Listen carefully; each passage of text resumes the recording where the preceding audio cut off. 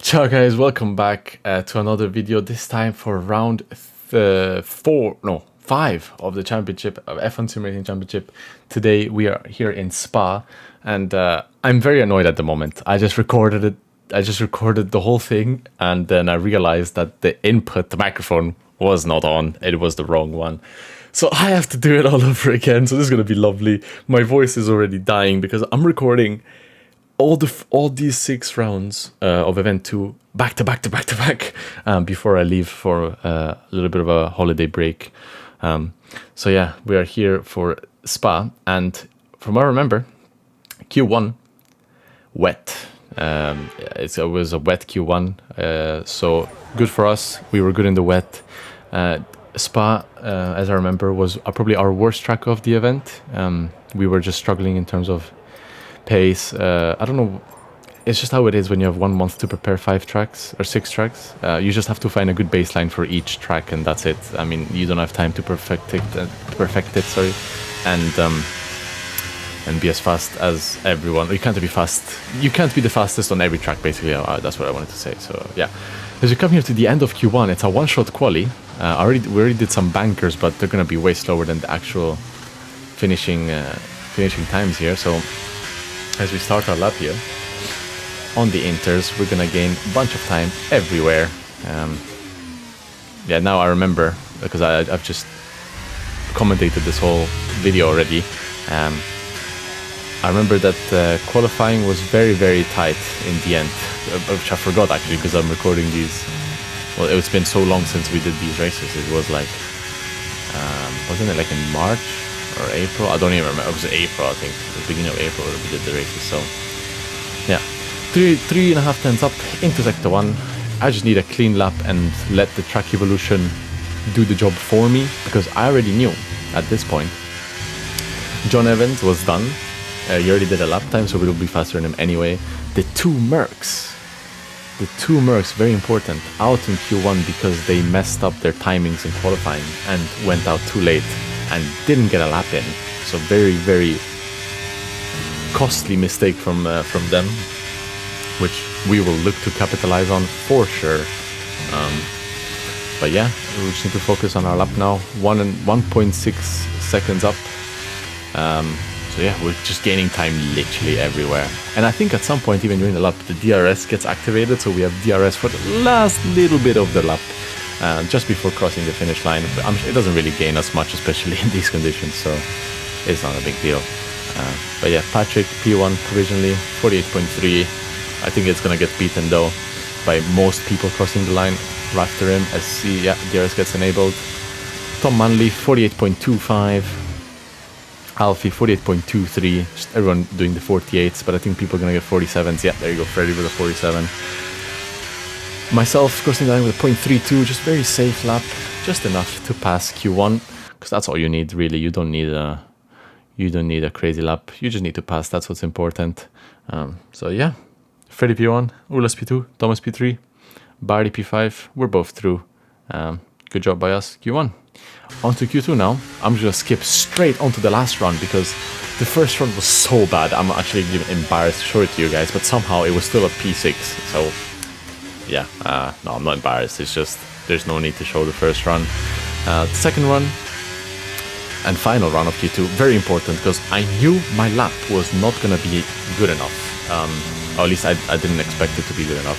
I think it was a 0.38, and I think I was looking for lower 3, higher 2 kind of lap time to be through into Q2, or into Q3, sorry.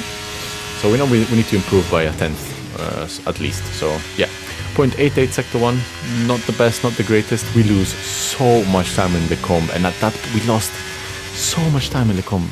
Instead of gaining, we lost like 60, and I already knew that my delta was not good, and I was barely improving, so I knew I had to push a lot in this second sector to make up as much time as I could. I was at risk here, to be honest. I felt it in my legs, in my heart rate. I definitely felt it.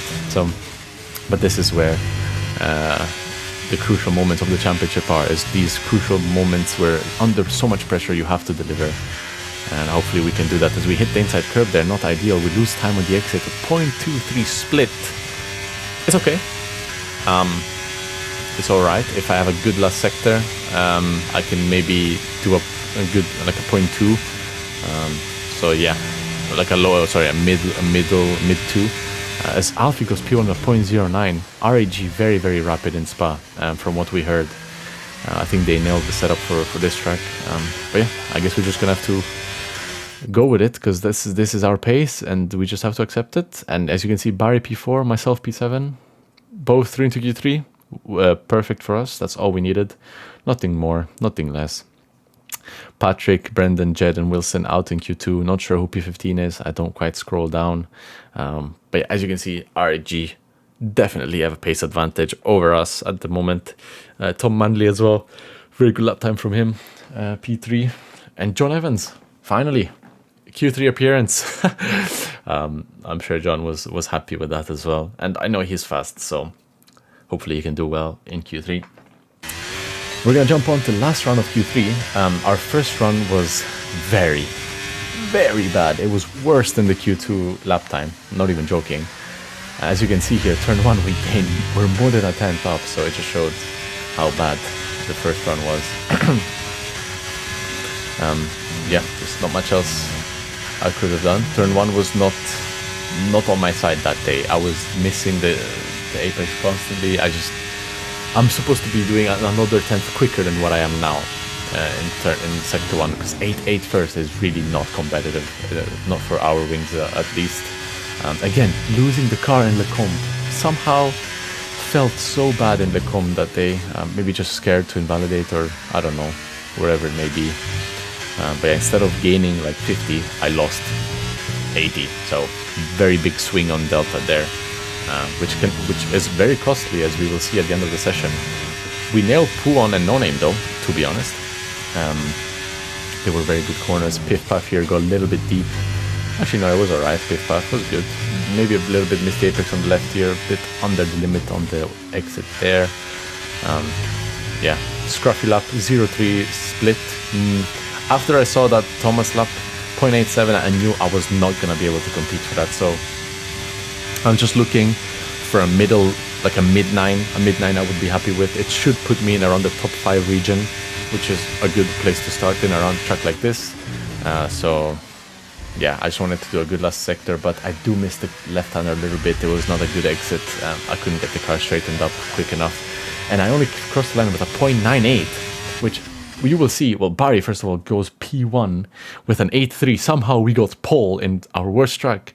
But look at the gap between P3 to P8. 13 milliseconds. Yeah. Imagine, as you saw the lap time, you saw my lap, how bad it was. 10 milliseconds can be found in literally any corner of that lap. And that would have put me P3. So that's very frustrating. Not the best. But anyway, this is the qualifying grid, or the starting grid. If you want to pause it and have a look at it, feel free to do so. Remember, the Mercs out in Q1, starting P17 and P18, so that's huge for us. We decide to start on the softs, as well as John Evans, but he has a really bad start, not too sure why, and he gets kind of eaten up alive and he drops positions, but we are going to try and make up positions ourselves on the medium runners of Lucas and Josh. But I think everyone else in front, Tom, Thomas, Freddie, and Barry are all on the soft tires as well. So yeah, Thomas getting overtaken by Josh here. I don't even know what's going on here. I don't know why Thomas is letting Josh pass like that, because he's on the mediums. He should stay ahead. But here we touch the outside a little bit and lose the car. Thankfully, we kept it on track. No crash or nothing too serious. So Thomas and Lucas scrapping it up still. Oh, Josh going a bit wide there with Thomas, but everything's clean. And here I think we got a little bit early and we lose the car a little bit. Thankfully, Alfie stays behind. He could have easily, with the momentum he had, gone for a move on the inside of Puon there. But thankfully he didn't. It would have just lost us so much time. It was smart by him to stay behind, especially since he's on the hards. So yeah. So yeah, now I'm not looking to be aggressive. I just want to be safe, keep my ERS, save my tires a bit, and just again, like I did in Silverstone, assess the situation, see what's going on, stuff like that. Dun. I think Josh and Thomas are still scrapping it out. I'm not sure why they're being so aggressive with each other. Not really needed, to be honest. Oi, as he goes deep there as well. Side by side. Yeah, they're using so much ERS at this point, and Lucas is trying to get involved as well as Josh defends the inside, but Thomas goes down the inside, dive bombs and hits Freddy and creates a domino effect, and we're all hitting each other. Thankfully, not too sure how, I didn't have wing damage. I was still fully intact with my front wing. I was so thankful to the gods at this point. Yeah, I just wanted to stay alive. And again, on to lap 3, Josh, Thomas, Lucas, all fighting so hard. And at this point, I'm like, surely they're on way lower ERS than me, and I can capitalize on this. They're still going side by side into turn 1. Yeah, it's just really made no sense, this fighting. It made really no sense at all. So now I'm gonna use my ERS, and with the slipstream and DRS, hopefully get past one of them. If not both. I mean, look at my momentum. It's so much bigger, and Josh is flashing. Lap 4 is flashing. As Alfie Butcher retires, unfortunately, he got wing damage from hitting me. You know, remember from the lap 2 thing? Lap 2 incident into turn 1? I didn't get wing damage, but Alfie did, so that's just unfortunate. Yeah, it is what it is, but we make up positions. We are now P5. That was very crucial because we passed Thomas on a net position, so that's wonderful for us, for our strategy. As you skip on to lap 5, lap 6, sorry, I think there's going to be some fighting here. Yeah, Lucas again goes down the inside for his, he's trying to make a move on Freddy, because I think the mediums at this point are a little bit quicker than the soft, if I'm not wrong. So yeah, he's going to look to make the move done, and which I think he does here. I don't think Freddy fights it too hard. It doesn't really matter. We're on different strategies. It's just a waste of ERS and tire wear and time in general for the train. So yeah, we're just gonna stay behind and stay safe. With lap 7, and I think Will Lewis already pitted. Lap 5, I think, for a set of softs. So yeah, Will Lewis is still replacing Alvaro. Alvaro feeling ill today, so Will Lewis took his spot, and he's just playing the full-on team game. He does not care where he finishes. He's just playing for Isma, which is fair enough. He decides to, actually no, sorry, he pitted lap 7 to undercut everyone and try to hold us up, just like Ulas did in Austria. But he undercut two softs, so it was very clear what his intentions were. So when I saw Tom and Freddy pit, I knew that I had to follow them in. Otherwise, there would have been, yeah, no other choice, no other chance of passing them later on in the race. So yeah, Thomas also following us in, and hopefully we're just praying that we come out in front of Will Lewis, because if we're behind Will, it's gonna be really, really bad for us. Yeah, but thankfully, as you can see, he is coming out of turn 1 now, and he's behind us. So that is perfect timing, perfect strategy, very well played by us and the engineers. So now it's just up to me to manage the race at the front. I overtake the Red Bulls hopefully in front of me, but you know, they're working together. They're gonna keep me behind as much as they can. They don't even need to work together like swapping, because that just increases the chances of me passing. They're just purely gonna keep me behind, and yeah, smart by them, but at the same time not that smart, because then the train is going slower than it should, and the alternate strategy runners will catch quicker and have a better race because of that. So yeah, they were, I think in my opinion, they were focusing on me a bit too much rather than themselves more, trying keeping places or keeping the train faster, because you see Freddy could easily pass and gain so much time, but he's just not. He just wants to stay behind. So yeah, it is what it is. I can't do anything about it. I don't want to waste all my ERS on trying to pass them, and then, because if I fail to do so, I'll be in a very bad position. And Barry actually did a masterclass strategy. I think the engineers cooked to this one. Barry went 2 laps extra compared to us, and he's already in the train on 2 laps fresher tires. So honestly, perfect strategy for Barry, because now he's right behind us. I will absolutely let him through, and he's gonna have fresher tires to the end of the race. And yeah, he's in the best position at the moment, I would say.